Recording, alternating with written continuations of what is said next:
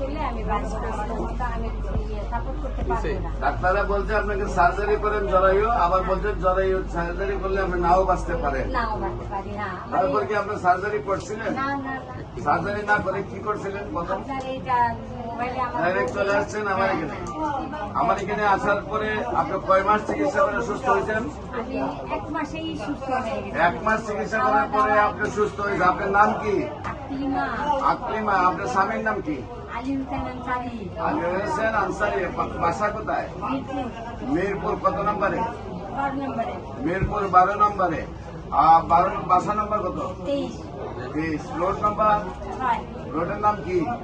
6 নম্বর road, 6 নম্বর road. রোডের আর কোনো নাম আছে?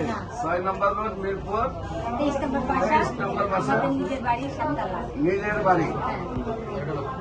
আল্লাহ রসুল সম্মত আপনি সুস্থ হন।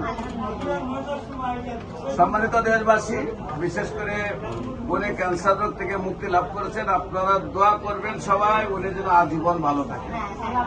সবাই বিশেষ করে যেমনি ভাবে জরায়ু ক্যান্সারে ভুগছে, আর ডাক্তাররা বলছেন যে জরায়ু ক্যান্সার সফলতা একেবারেই নাই। আমরা আপনাদের সামনে একজন জরায়ু ক্যান্সার সফলতা তুলে ধরলাম। ডাক্তার বলছেন অপারেশন করতে হবে, কিন্তু আবার অপারেশন করলে উনি বাঁচবেন না। তাই কথা শোনার পরে উনি আর অপারেশন না করে চলে আসছেন আমার কাছে।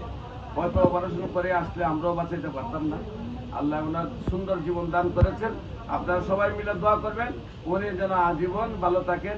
বিশেষ করে আমি cancer specialist doctor SM Sarwar, রোগী দিকে জাতীয় মসজিদ বাইতুল মুকাররম মেন গেট আল্লাহ লেখা বরাবর বাইতুল ভিউ লিফটের 10 তলা এবং 11 তলায় আমাদের এখানে MBBS doctor, DSMS doctor, BSMS doctor সহ আমরা 40 জন ডাক্তার আপনাদের সেবায় রয়েছি।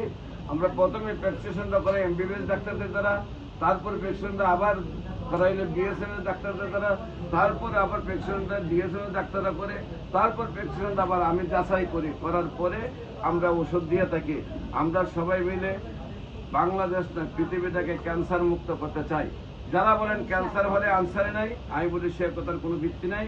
ক্যান্সার সম্পূর্ণরূপে সুস্থ হয় আল্লাহর রসুলের সহমতে। আপনাদের সামনে একজন জ্বলন্ত প্রমাণ। আপনার বয়স কত?